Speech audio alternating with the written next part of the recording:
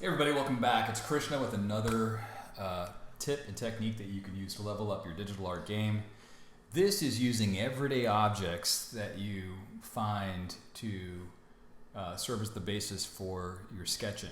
Whenever I go out somewhere, I'm always bringing my smartphone with me. I'm taking pictures of interesting objects, pipes, cars, knickknacks. And I try to find ways that I can work them into a composition. So what you can see that I'm doing here is I'm bringing in photos that I've taken, and I'm using the transform tool. I'm just basically setting up compositions that I can use to create my sketches. And I don't have to use every part of it. Sometimes I modify the sketch, from the reference. And this has been a very useful tool to overcome art block, which is that dreaded moment where you don't know what to draw. Just stepping outside with your camera can work wonders in terms of helping you, brainstorm your ideas. So in this particular case, I found this tree, had to play around with it a little bit. I either skew, distort, or warp the image. And this tree kind of looks a little bit like a hand, and that's what I decided to go ahead and explore. There's no right or wrong answers, but what I am doing here is I am playing with scale, and thinking about the composition, thinking about where I want the viewer's eyes to go, and I'm just manipulating objects using the transform tool. Every one of these sketches are on their own layer. Here's a car that I found near this Italian market that I went to. Looked interesting, but instead of just copying the car, I just broke the car's shapes down into a box and flipped it upside down, scaled it, and basically made it look like a spaceship. And I had to move the composition over to give a better balance to the to everything. And you can see that I'm now going back in with a more refined approach.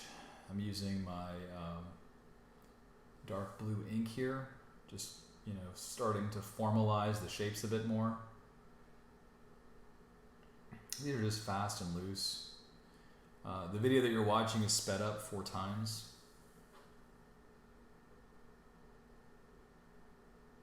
So it took me about 40 minutes to go ahead and do this from start to finish.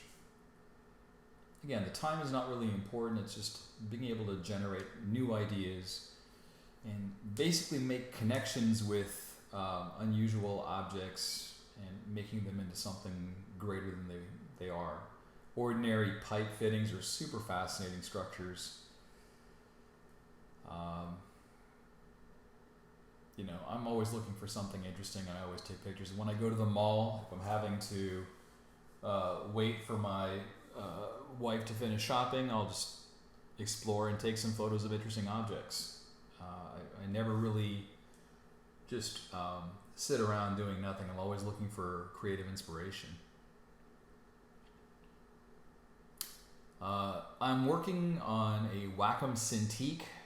Again, I had the XP pen for a bit, and just to be perfectly honest with you, while the XP pen is a good, affordable solution, I really have come to appreciate the Wacom Cintiq's higher resolution, larger display, and the fact that the device remembers my settings whenever I reboot my machine. I think the drivers in the XP pen leave a little bit to be desired, so that's why things look a little bit different here. Panels look a little bit smaller. It's because I'm working on a higher resolution screen.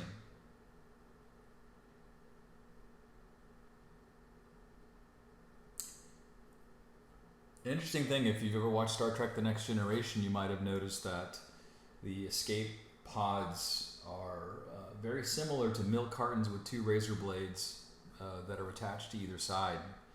And that is really how those devices were created for the show. So everyday objects is something that I think is a fantastic tool to really explore your creativity.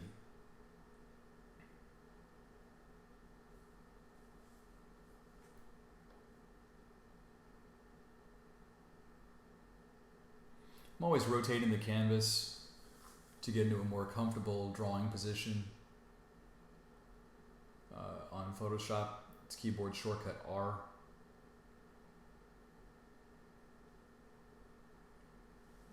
I'm taking a large object and I'm trying to break it down into smaller shapes, more interesting shapes, repetitive shapes.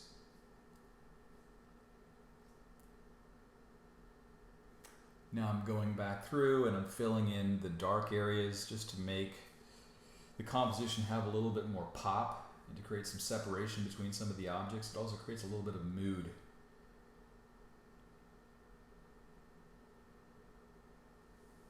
So here, by making the skyline below the spaceship darker, kind of makes the spaceship pop a little bit more.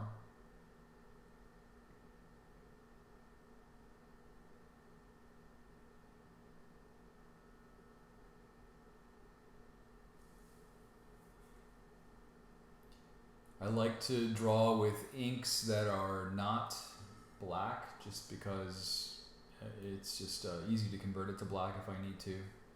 I don't know, it's just something that I've become accustomed to over the last several years, just drawing in a color that is not black. That is not to say that I don't sometimes ink entirely in black, but my preference is usually just to work on another color that's not black.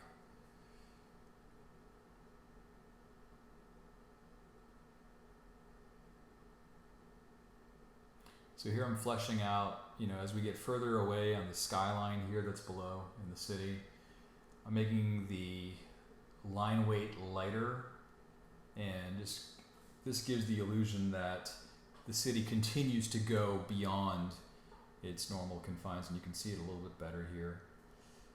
With the hue saturation tool, I've made the images black and white.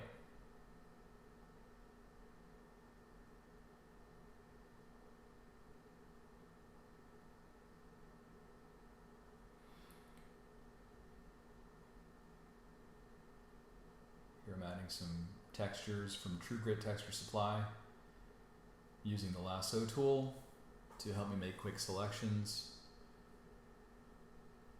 I apologize if the screenshot's a little bit small.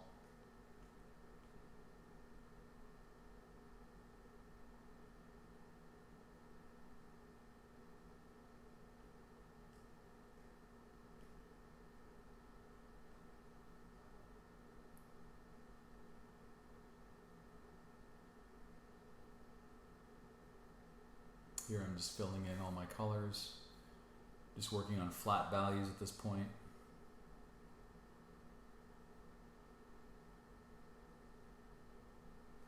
It's really important to take advantage of your layers. If you have colors on the top layer stack, you can make your selections on the lower layer stack a little bit more sloppy. And no one's going to be able to really see that.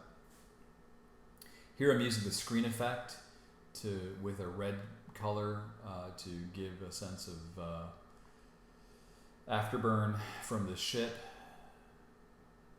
Adding a few small specks, using my color lock to change the black inks to something a little bit lighter. That's another powerful technique.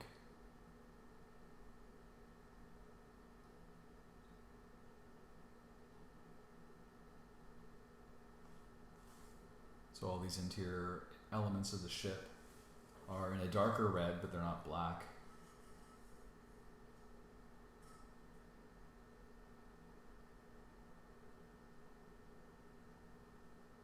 Here I'm adding some textures to give a sense of star fields, space. And I'm also going back in, adding a little bit of white soft brush effects, just to go ahead and add some dimension to the city space.